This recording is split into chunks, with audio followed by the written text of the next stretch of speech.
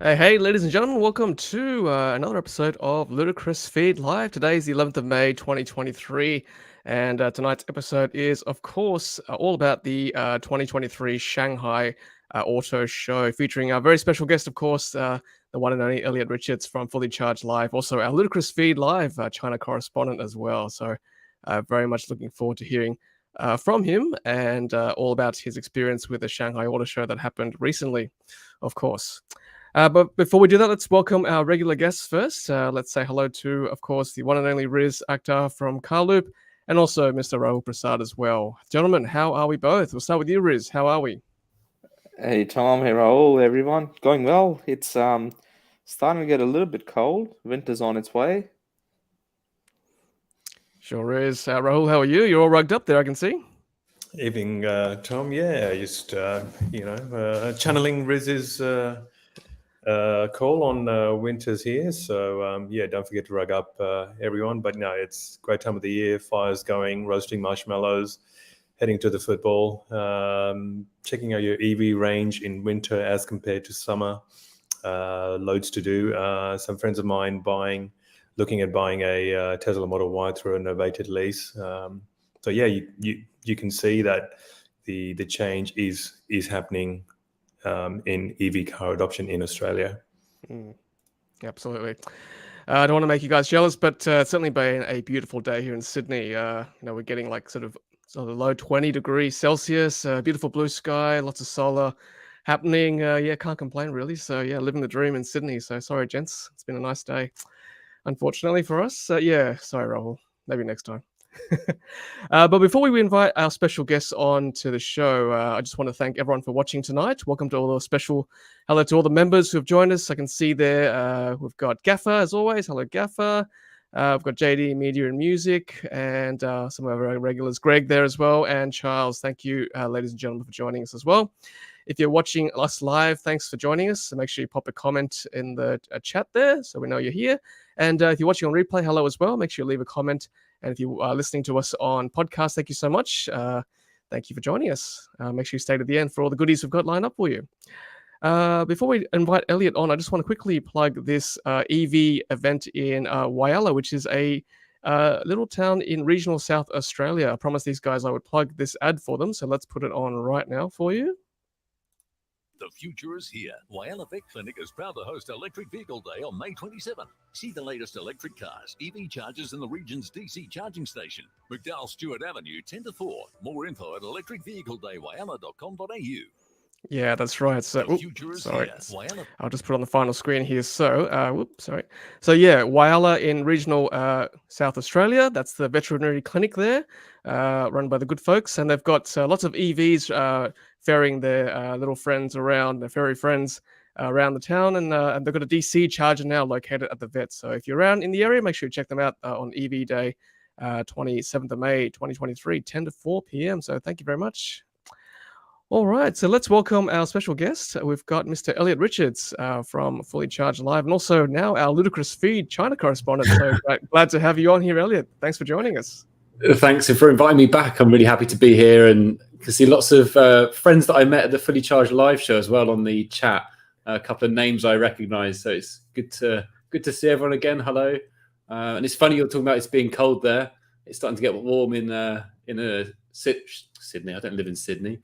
In Shanghai, we've got t-shirts, blue skies. It's all starting to kick off now. So, yeah, it's good. And it's funny you're talking about the EV range decreasing because we all know, EVs just don't work in the cold, right?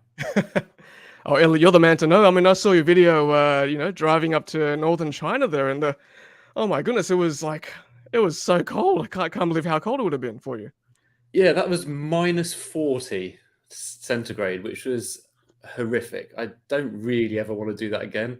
I can't remember. I don't think we spoke about it last time, very much detail, but yeah, we drove an EV 1,500 kilometers north to the very border with Russia, so the most northern point in China, in January.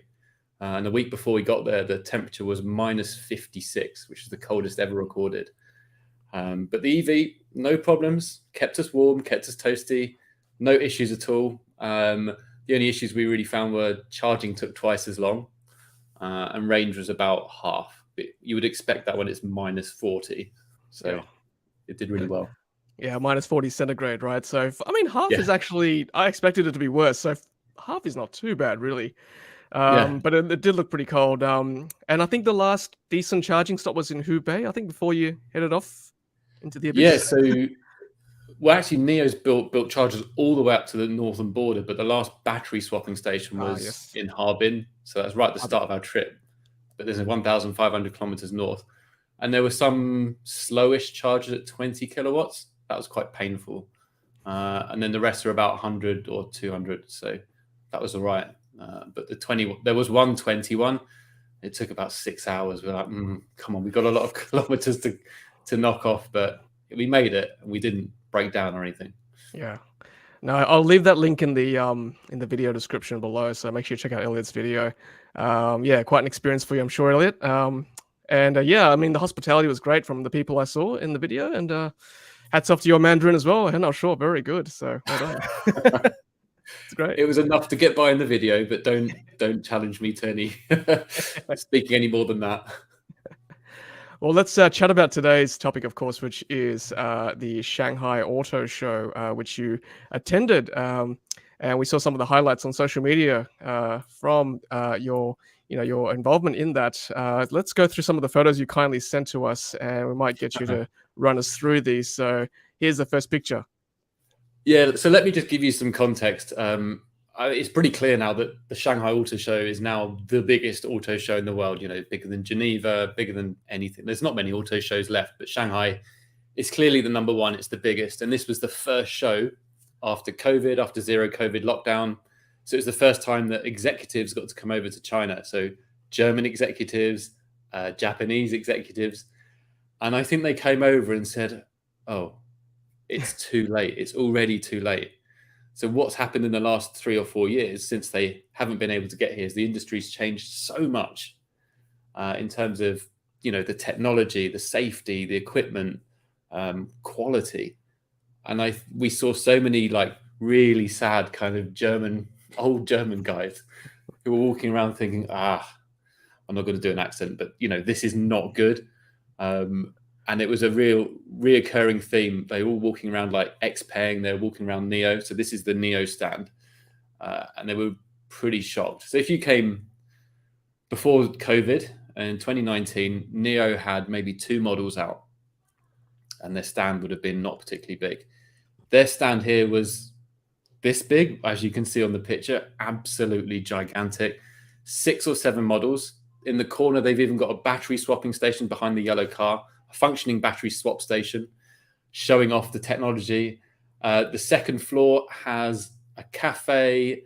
It's got like interactive exhibits. It was massive. It's bigger than most cafes in Shanghai.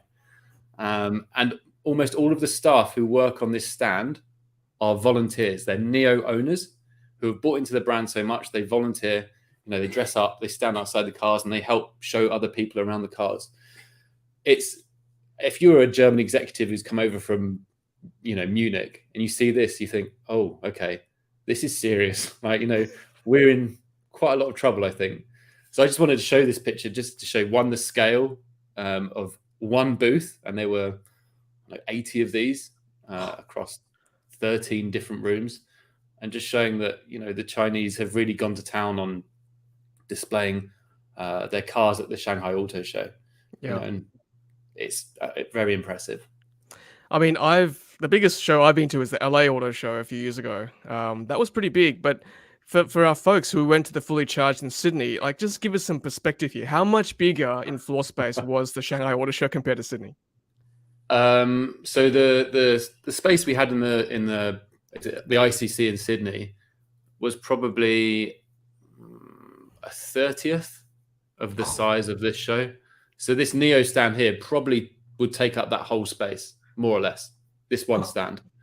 And then there's 80 or so, car makers, and they all had gigantic stands. So it's big. You can walk around it in one day, maybe make a video, but it'd be quite difficult. And this is one manufacturer, right? So, Yes. it's just unbelievable.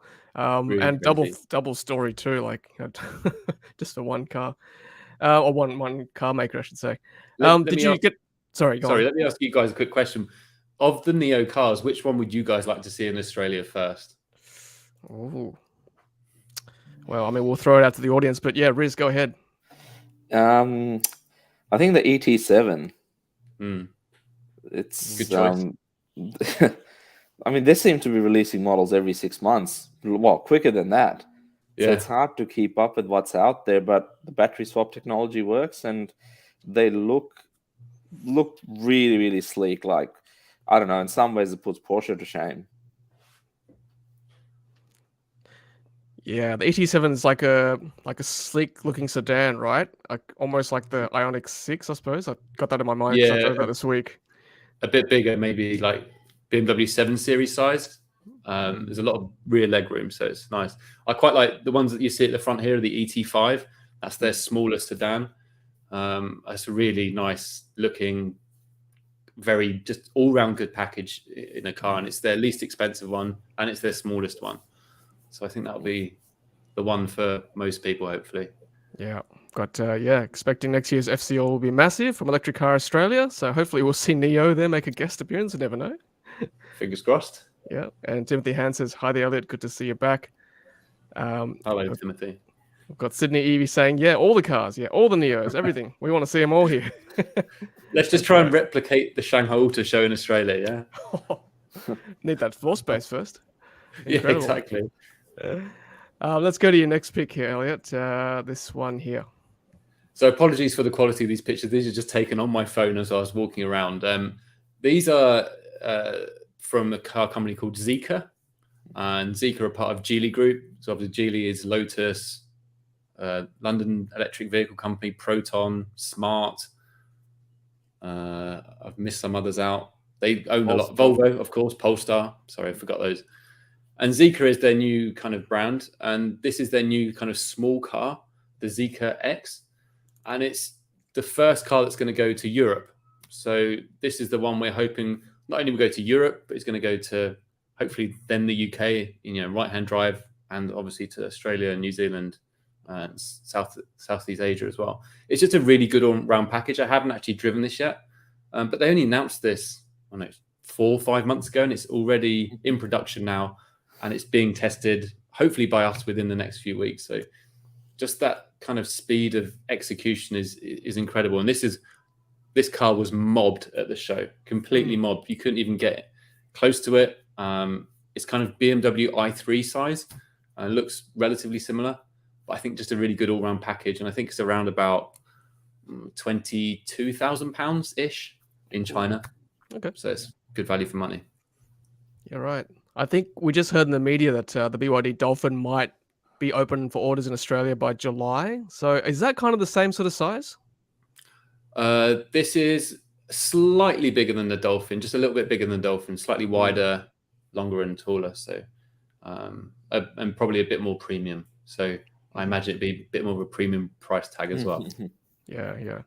Well, £22,000 is like, I think about 40,000 Australian. So we can hit that mark here in Australia, which I think it'd be probably more expensive than that. But that'd be kind of that sweet spot, I think.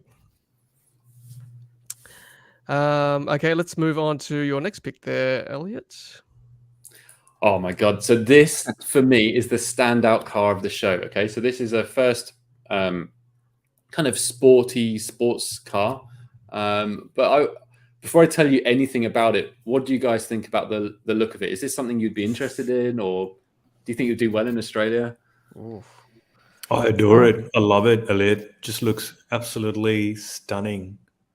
And if you didn't see the writing, the branding behind, obviously with the Chinese lettering, and forgive my not knowing whether that's Mandarin or that's Mandarin, yeah, or Chinese, some of the other the linguistics there, but you would think that would be a European car, to be honest. The styling of it is just fantastic.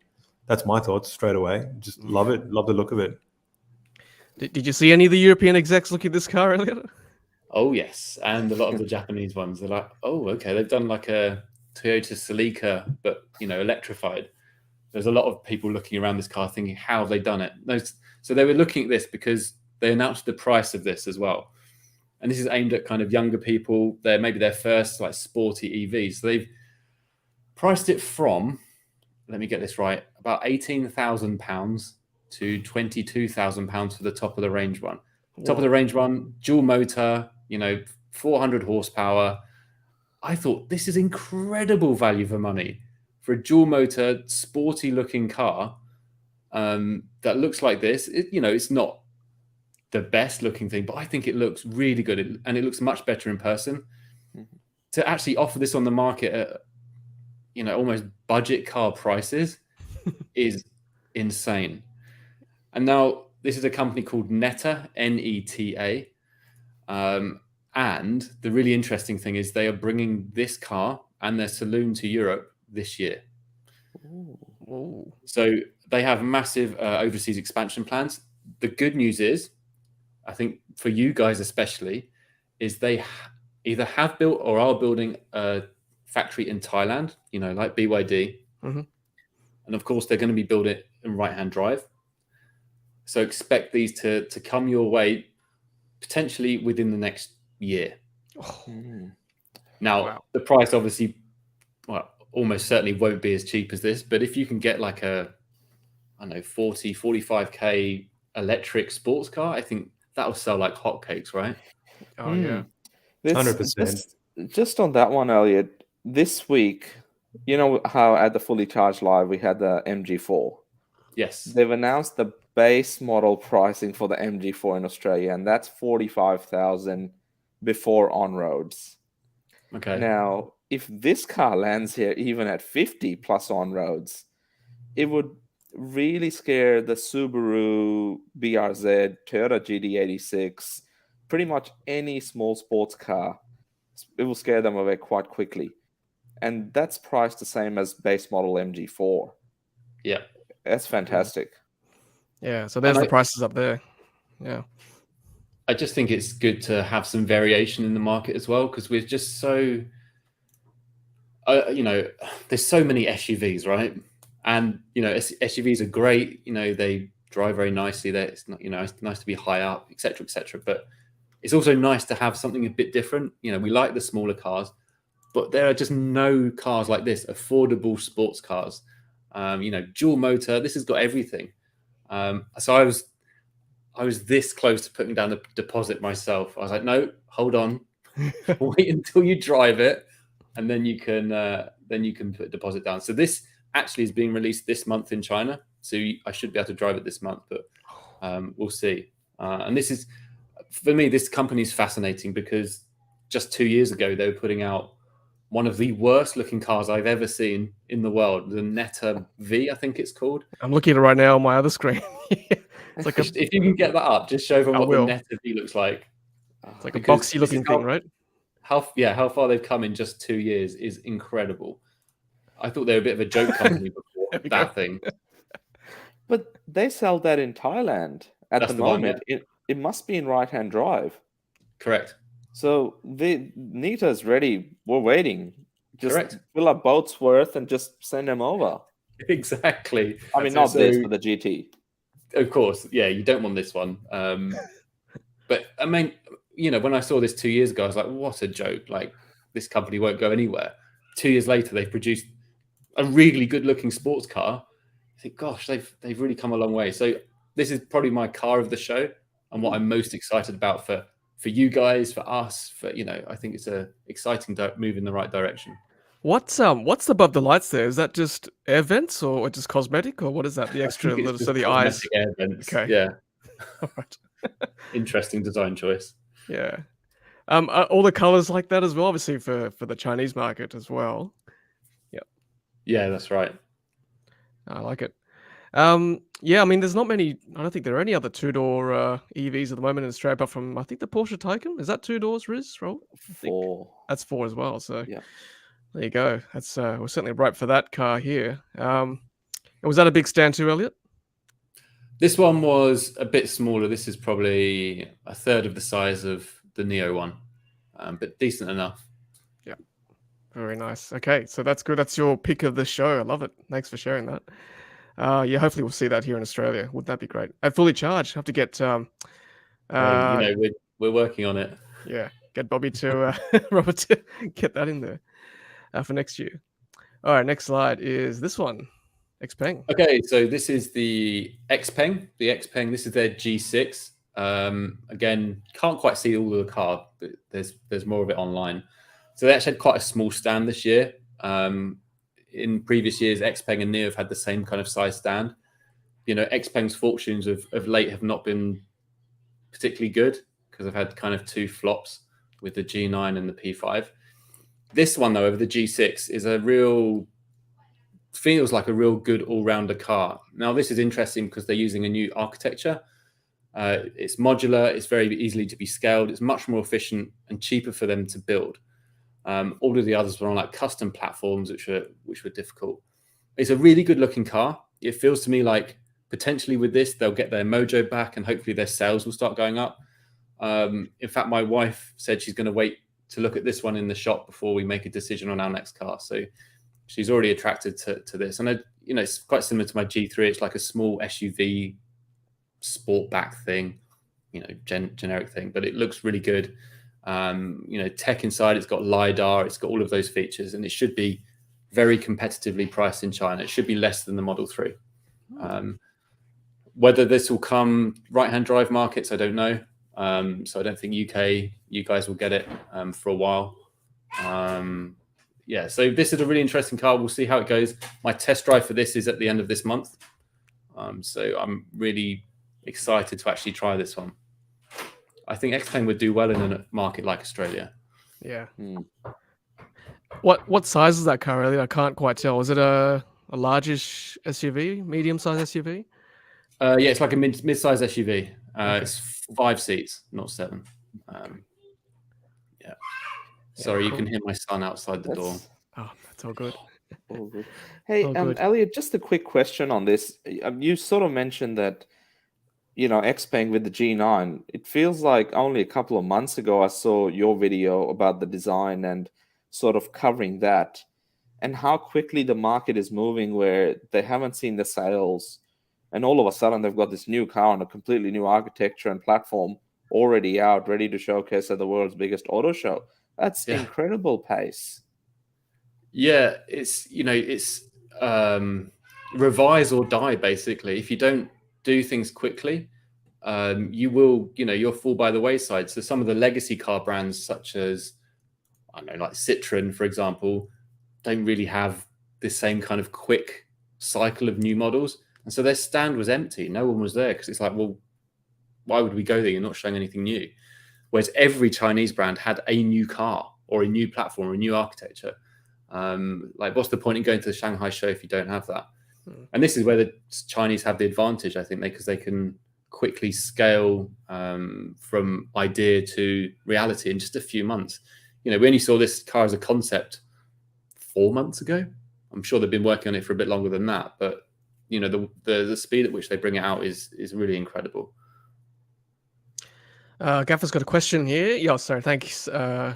800-volt high voltage SiC platform, 3C battery cell technology, delivering 755 kilometers of max range. I presume that's CLTC range. Correct. 300 kilometers with a 10-minute charge. How real are those stats?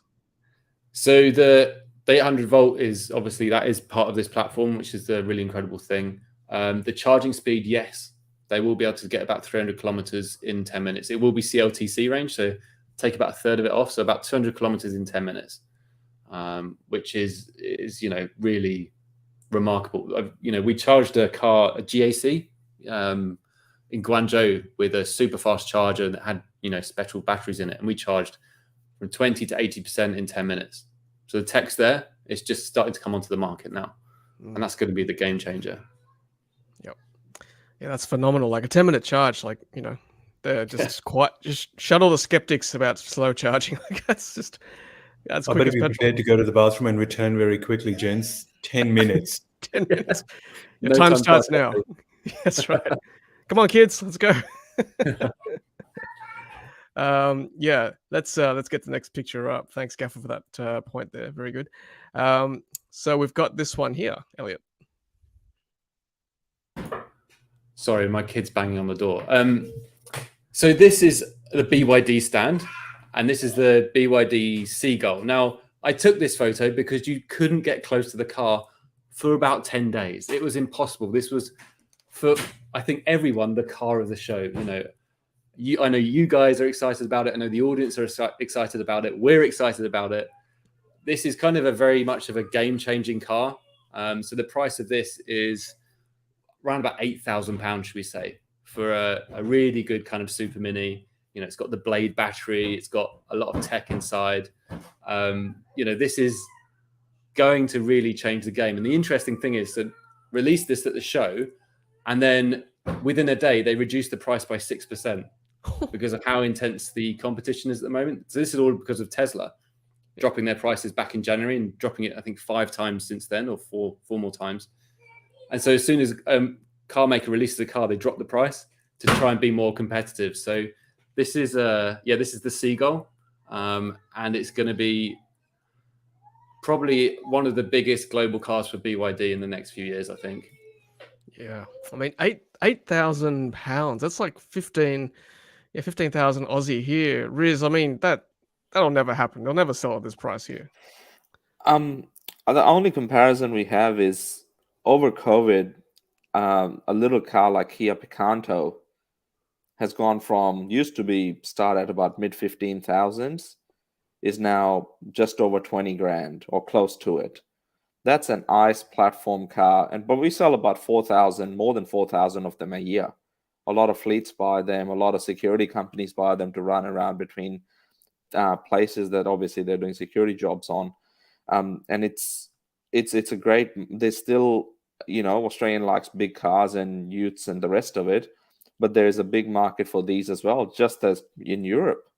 So even if it lands here at 20 grand, it's better than the ICE equivalent of a Kia Picanto we have here.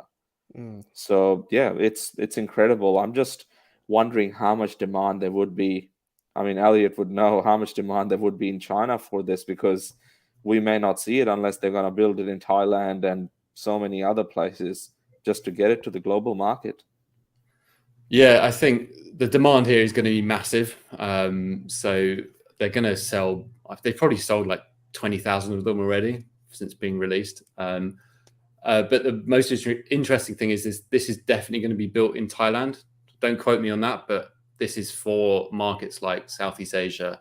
So it's going to be built on right-hand drive. That's why they've got the factory built on scale, built for, India, Thailand, where they don't have so much disposable income. So if this will trickle down to Australia, I imagine it will.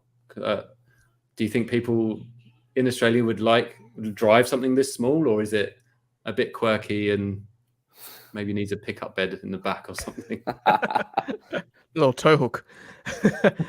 I think so. We see these around in the inner city. There's certainly a market for them. I think Riz will know more what the percentage of the segment is, but I think people would gravitate to this eventually. I think at this stage, when there's not much else on the market, well, even if there is, they sell quite a few of the MG3s and the Kia Picantos in Australia now. So just off that, and then there's companies, like FlexiCar and sort of rent by the hour sort of companies in inner city areas. These EVs would be perfect. You rent one for a couple of hours, you need to do whatever you've got to do and then return it. I can see, hundreds of them in most of our capital cities. It's just, hopefully they get here in the next 18 months or so. And then I think once the Dolphin lands, then people will trust BYD a bit more because they'll see more of the smaller cars. And then this is sort of the natural successor to the Dolphin, becoming smaller but more affordable, and people could see themselves in inner city driving these. Yeah, definitely niche market in that inner city, but I also think families looking for a second car to drive around, hey, just going to the shops, going for a short drive, dropping the kids off or whatever. And obviously families who have got kids who are ready to sort of start driving, in your family, Tom, having a second car, an electric car at that price point would be extremely appealing to them. I would think so. No, that's a good point about having a second car for the kids learning to drive. Gaffer's saying young person city car at that price it'll sell huge. That's correct. Absolutely agree. Question for you too, Elliot. from Greg. How do the Chinese feel about buying Chinese products? Do they prefer non-Chinese like Tesla? So I think there's been a shift within the last kind of 2 to 3 years where a lot of people who bought the luxury cars, BMWs, Mercedes, Audis, have started to switch to the more Chinese premium brands, so Neo, Li Xiang, and before where they were maybe a bit embarrassed by these cars, they're much more comfortable, because they deliver what Chinese consumers want. The voice control, the silly things like the karaoke microphone, and a lot of comfort. Whereas I think some of the German cars the seats are a bit harder. So all these lots of small details, it's just built for the Chinese consumer. And then on top of that, you've got the service, you've got the, all of the added benefits of having a car which has been designed and built in China. Now, Tesla is kind of different to that because I know it's seen as American, but it's also kind of seen as Chinese because they're built here. So Tesla's kind of separate from that discussion. So they both like the Chinese products and they like Tesla. Tesla's still selling a huge amount every month. So whether that will continue to happen, I don't know. I think the market was softening. That's why they reduced the prices. So I don't know what will happen this year, but there's definitely been a switch in people's tastes. Just at the end of the day, why would you buy a imported German legacy ICE car for, twice the price when you get a much better car in China with so many more features? So that's kind of the decision-making process.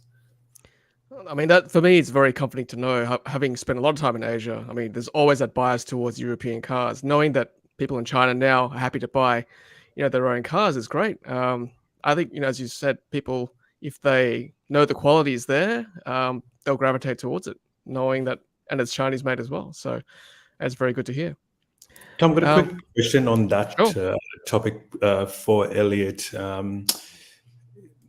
What do you think the appetite is in China for EV cars? I think we just read an article. I think, was it by The Driven, Riz, Daniel Bleakley, about Li Auto, the CEO saying that, they're looking at 80% of EV cars in China in the next sort of year or so. Your thoughts, Elliot? Australia's obviously playing catch up, but is the appetite still there in China? Is it still voracious for all these manufacturers to be selling their cars? So there's a huge appetite for EVs in general. And I think there's a new regulation coming in this July, so in about 2 months, which effectively will kill the ICE car. So there's going to be a lot of dealers going bust because they've got a huge inventory of ICE cars that they can't sell. So it's really just very strict emissions regulations. And people are saying, well, that's it. That's the death of ICE cars. It's going to drop off a cliff now. So I think, the appetite is still there. I think consumers are a bit confused by the amount of choice, though. There's still too many automakers. And this is all part of the government's plan. The long-term plan is make it really easy for lots of companies to start up. And then they'll start consolidating into, 4 or 5 big companies with just a few brands. At the moment, it's impossible. You don't know where to look. There's a new brand launching every day.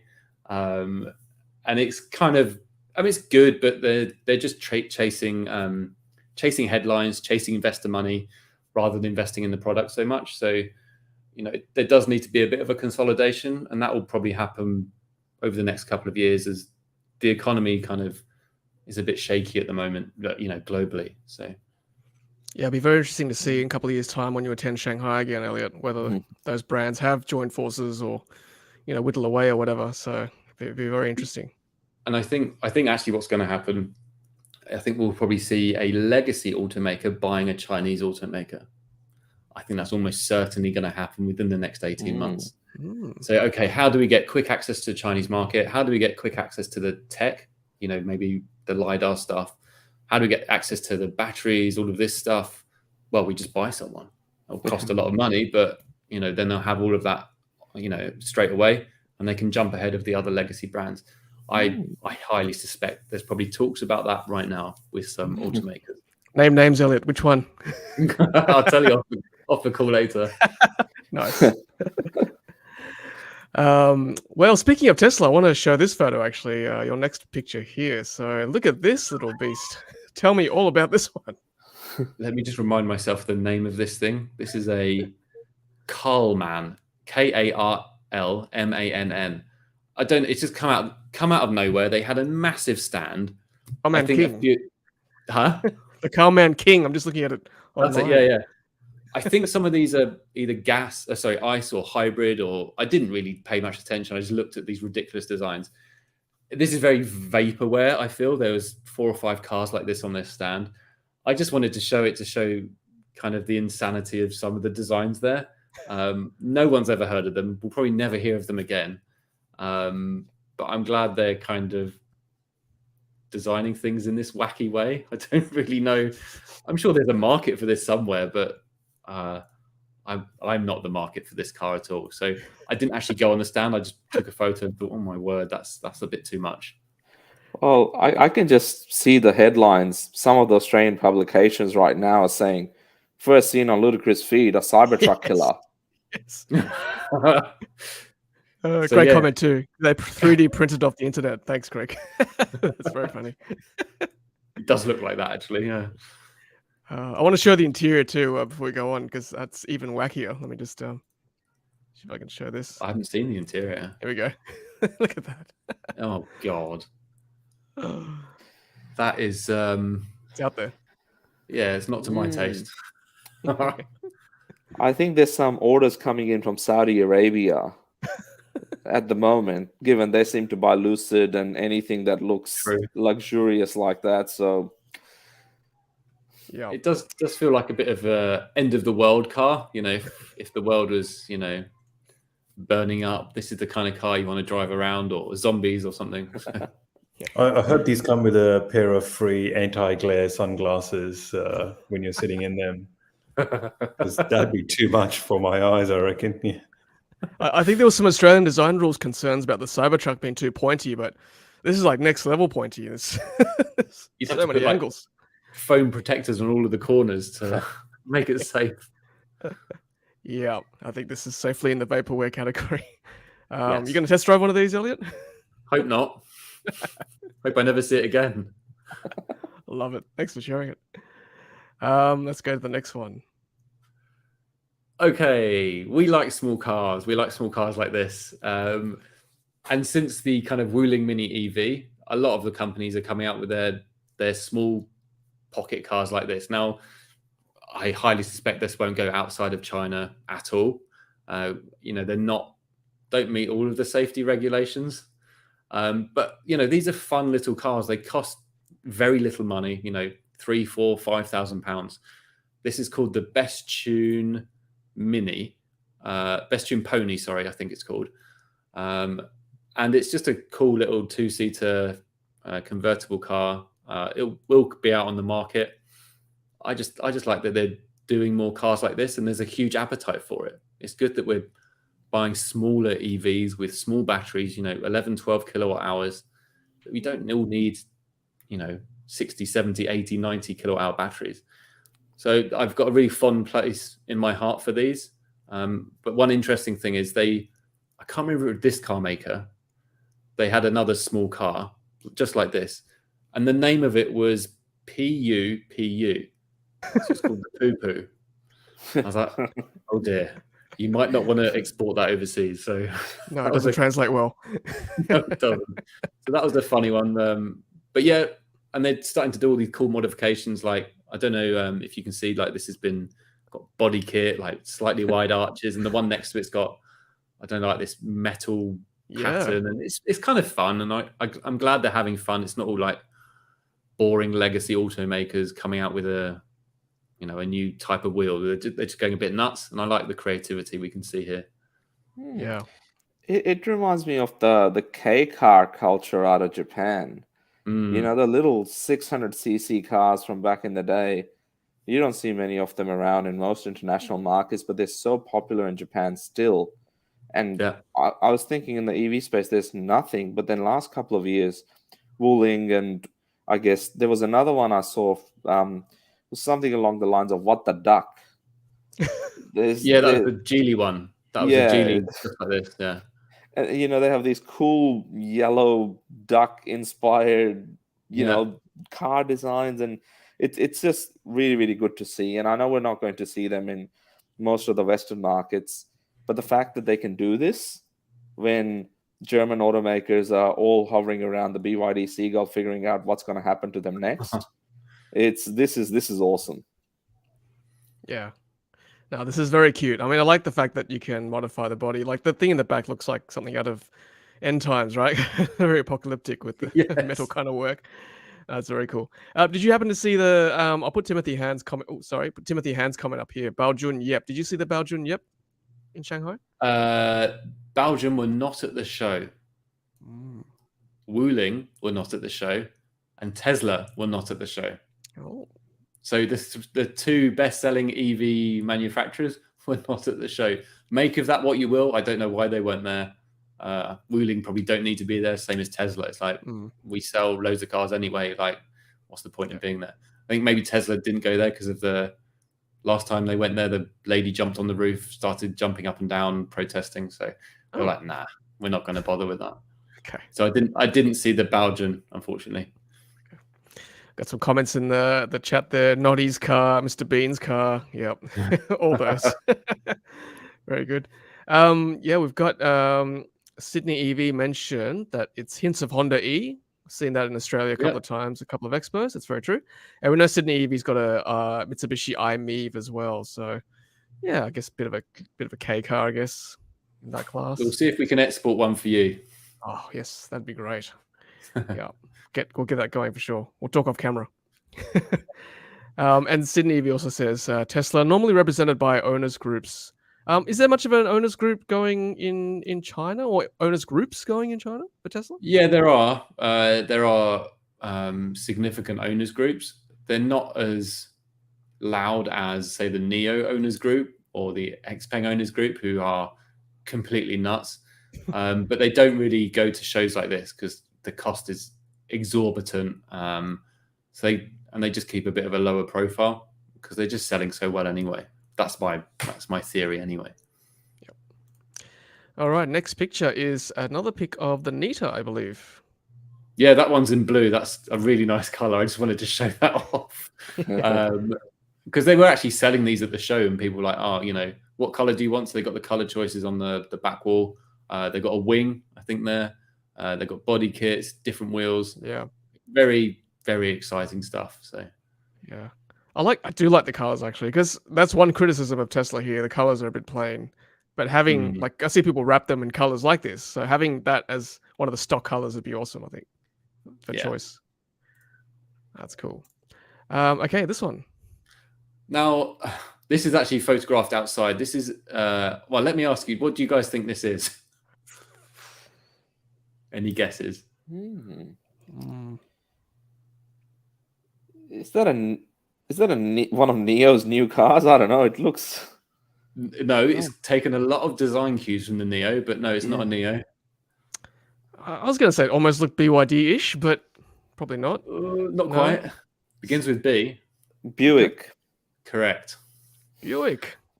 Yeah. So, GM, Buick. Right. I mean, what electric cars have they got in Australia?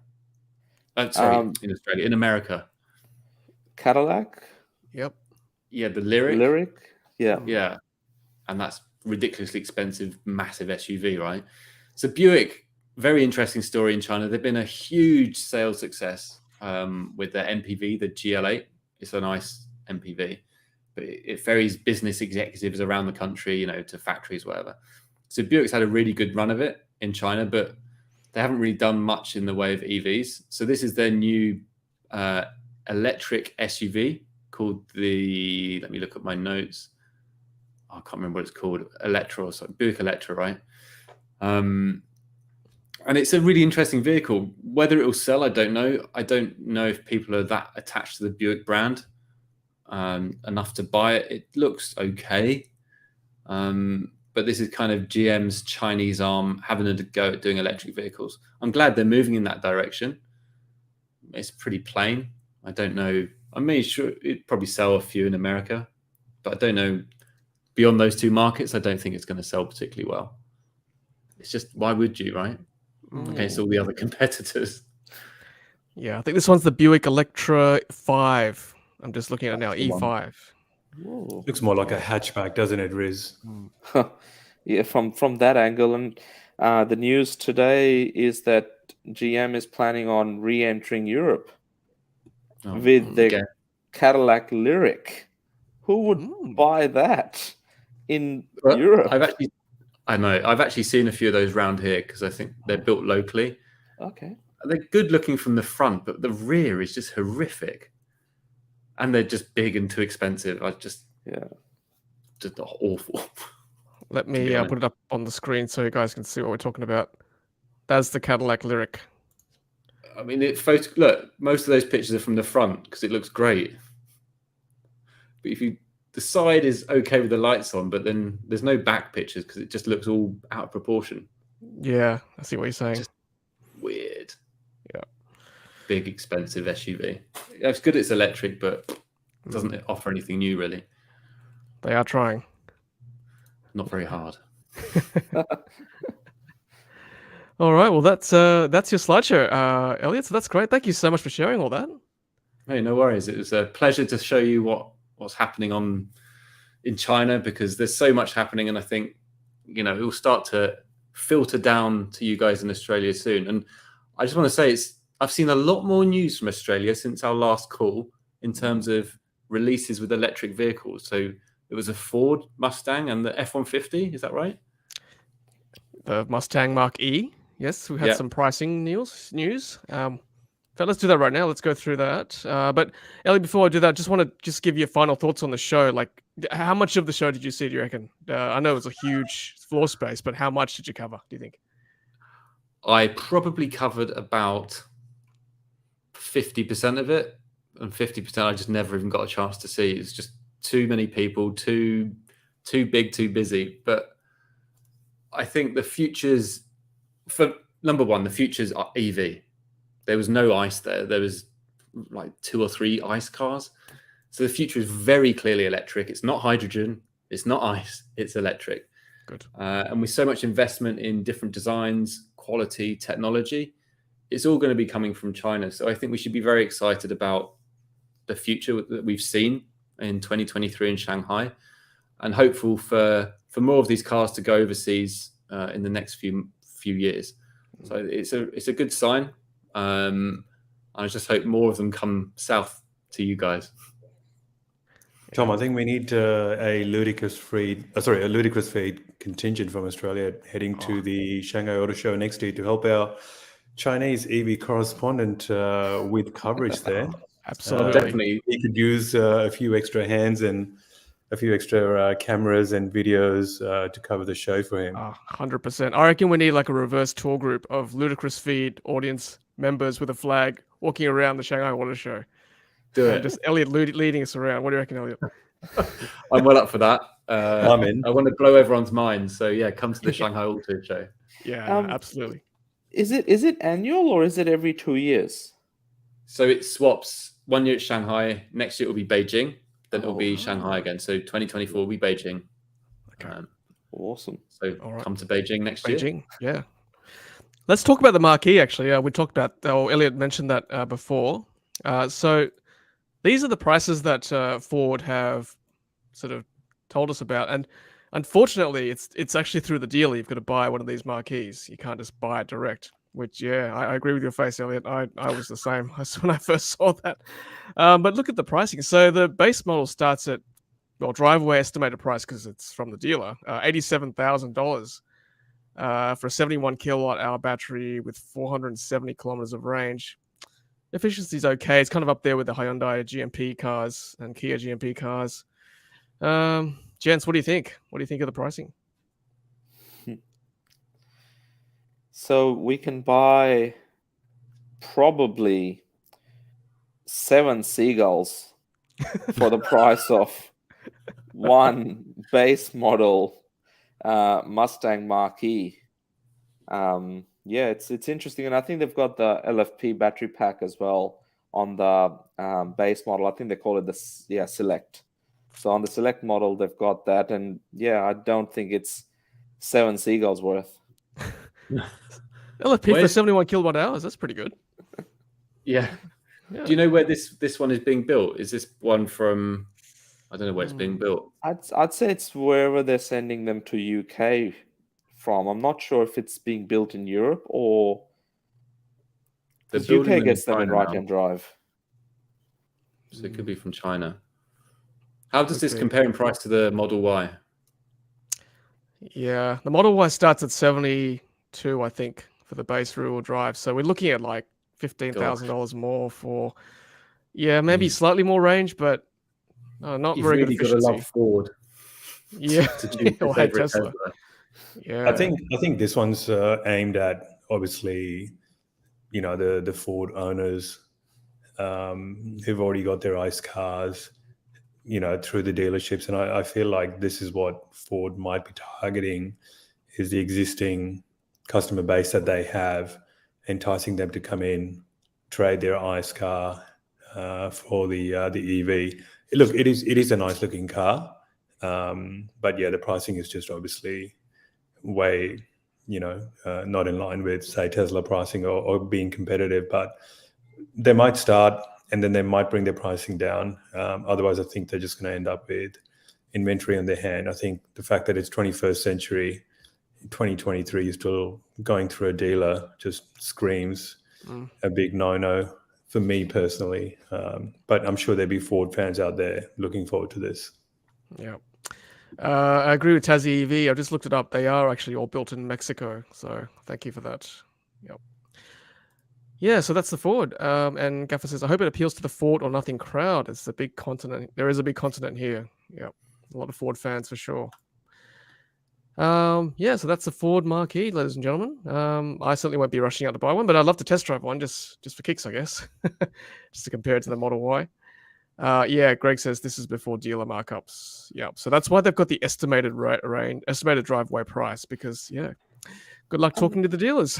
Well, this was an interesting one. Even the press release said that this is the MLP, the manufacturer listed price, and our dealers can sell it. Basically, it said our dealers can sell it for whatever. Yep. I know in Australia it's not as bad as in the US, where the markups on F-150 Lightning was like $50,000-$60,000 US. So I don't think the dealers are that silly in Australia, but I guess even at 87,000 drive away, I don't know who would walk into a Ford dealer and say that's what I want when you've got a Model Y or basically anything else that's under. Even the high-end Kia Group cars are, the base model EV6 is around 73, 74. So interesting to see who would actually buy these. Yeah, and I saw too in the US that the Marquees are actually very similarly priced to Model Y. I don't know why there's such a big markup here in Australia, so we shall see. Actually, speaking of what Elliot mentioned about Australia having more news coming out of Australia with regards to EVs, the EV Council of Australia has released a paid ad that was played on Sky News recently of all channels. So I might put that up for you guys to have a look and see what you guys think of this ad. So let me just put it up here. Hope this works.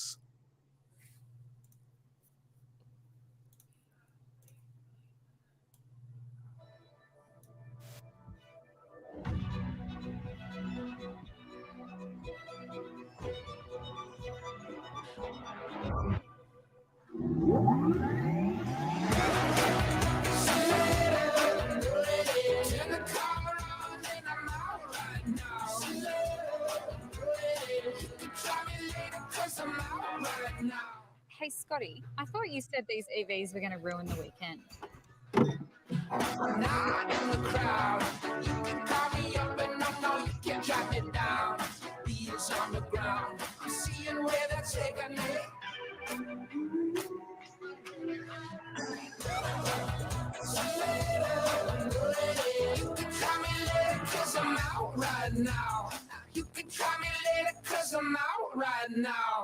Wow. Yeah, not bad, right? Well done, EV Council. A bit of tongue in cheek there with the Scotty and the weekend, obviously Comment, reference back to our previous Prime Minister. saying that the EVs will wreck our weekends. Oh, really? But yeah, so yeah, like ladies and gentlemen, in the comments section, leave us a comment, see what you thought of that. Elliot, thoughts of that from an outsider's point of view? I think it's fantastic. This game, what we're trying to do is get more people into EVs to live more sustainable. It's all about awareness, right? So if they would make it look cool, they make it look interesting. All of those cars there were like the really nice ones as well. It makes it just think, oh, okay, this could be an option. Just getting people more and more aware of it is a good thing, and eventually people's perception will change. So I think, job well done. Just keep going in terms of pushing that kind of content out. I think it's fantastic. Yep. Yeah, fantastic ad. Thanks, Charles. Absolutely. I think it was quite well received, actually, just reading comments on social media for that. And to put it on Sky News as well, that's just gold, absolute gold. So hats off to them for doing that. So in line with today's sort of topic around Chinese cars and Shanghai Auto Show, now imagine the same ad, but with no context, all of those Chinese cars we've spoken about, right? Without it being a Porsche or whatever, most people would think the Neo looks like a Porsche. Mm-hmm. And that the Neta GT looks like some sort of a Ferrari from the front, and people would not know the difference. They would still find them aspirational. Exactly, and that's what's so exciting is that China now competes with legacy automakers. Just like Porsche, like you said, and people are not really going to pay much attention to where it's made in the end, like your iPhones or Android phones.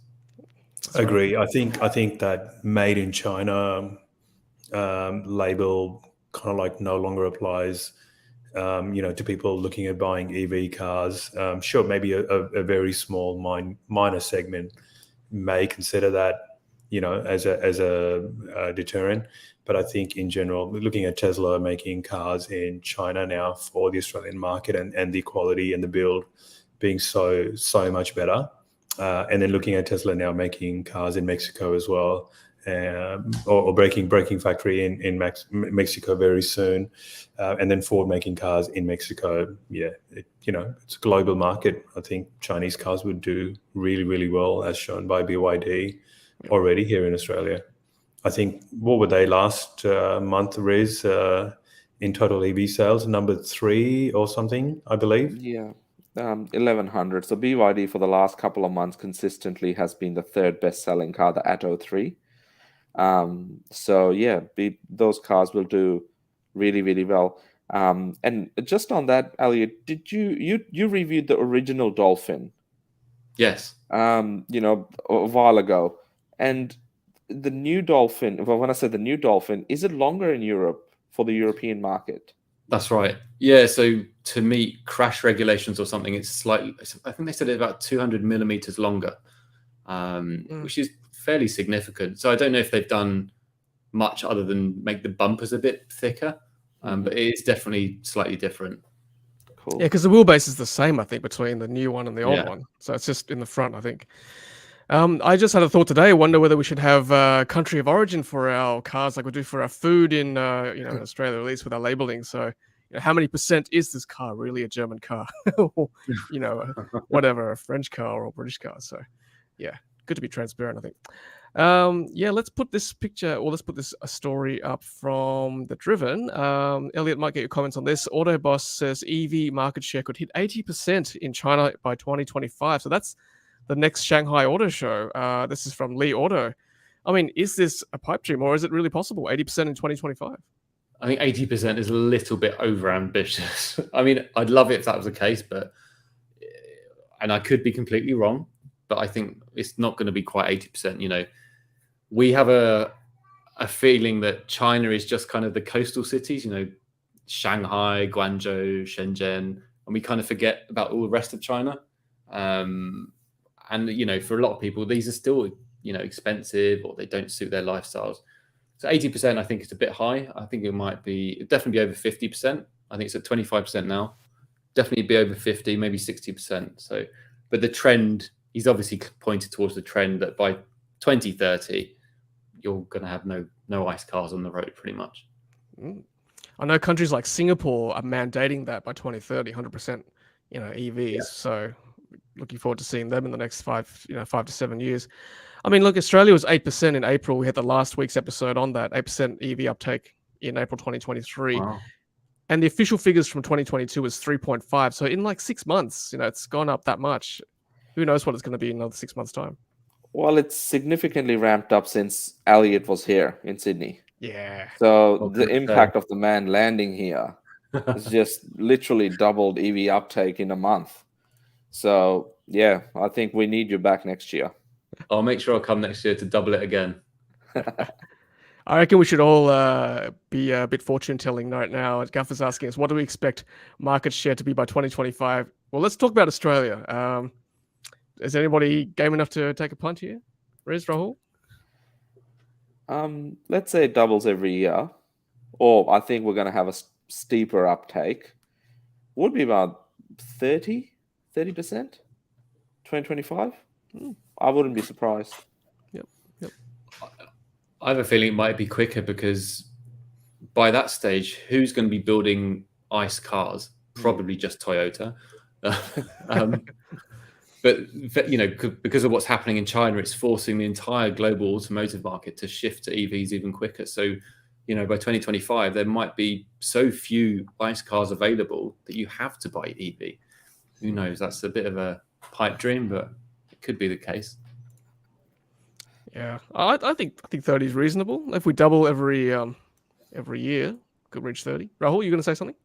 Yeah, I was going to say, obviously, we were waiting on fuel efficiency standards to come through from the federal government.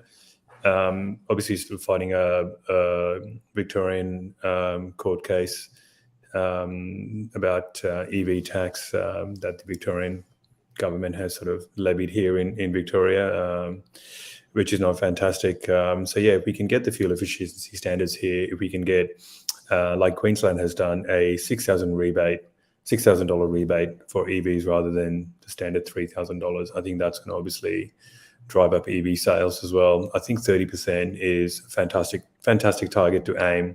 If we can get, the states and the federal government to go, hey, that's the target that we want to achieve.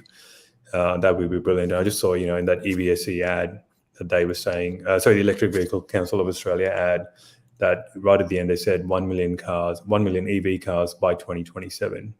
And I think, we need to have specific numbers and targets to hit by 2025 to really make that achievable.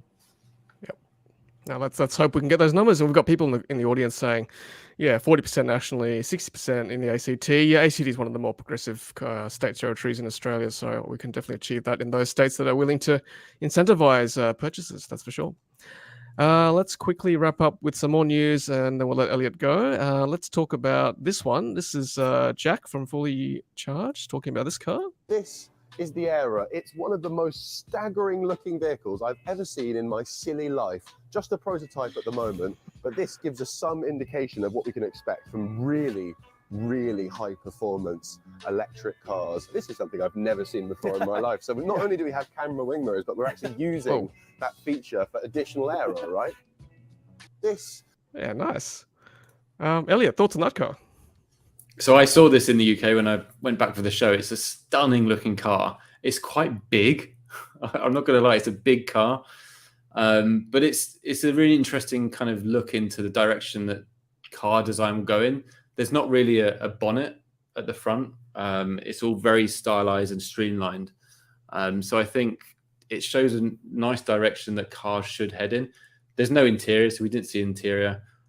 Still just a static concept. But, if these car companies can focus on these, like this, really sexy kind of design choices to make things more efficient, hopefully that's for efficiency, to make it more slippery, to get more miles to the kilowatt hour, that's only a good thing, rather than trying to make the engine in a nice car 5% more efficient. We need better aero, and that's what this car is all about, although it's too big, in my opinion. Yeah, I like these wing mirrors with the holes because, I've reviewed a couple of digital wing mirrors and I'm not sure what the point is because there's still a thing sticking out, but having this here, Yeah, that makes a lot of sense. And yes, Jack is that tall. Someone's just asking in the Yes. comments. He's quite a big dude. So there you go. Here he is. Terrifyingly tall. Having met him in person. Yeah, and let's just see if there's anything else I can. I can pop up here from the news. Yes, and so Tesla, Giga Texas achieves 5,000 Model Ys per week in Gigafactory Texas. So that's great to hear. Yeah, and also the lithium refinery breaks ground in Corpus Christi in Texas as well. So another part of Tesla's sort of vertical integration, trying to control the supply chain and looking after lithium refining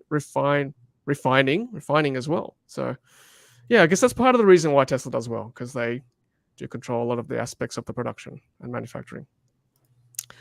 All right, so gents, I think that might be it for tonight. So again, Elliot, just want to thank you again on behalf of everyone watching tonight, on behalf of Riz and myself and Rahul, for all your insights as always from the Shanghai Motor Show. Thanks so much for coming on. Thank you very much for having me. It's always great to talk to you guys and communicate with everyone in the chat as well. It's kind of extends that fully charged live experience from Sydney even more for me. So thank you very much. That's our pleasure, and we'd love to have you back on, of course, on a more regular basis with more news. No problem. I'd love to be back. Thanks, Rahul, as always. Elliot, Tom, and Riz, what a wonderful show. Elliot, welcome back. Don't forget on the way out to collect your son, who was banging on the door. He's probably just fallen asleep on the door now, so just pick him up on the way out, mate. Kiss him good night. But yeah, wonderful just to see Shanghai. Just I personally feel like I'd love to go to one of those shows. They'd just be absolute mind-boggling, visual spectacular that I would love to go see.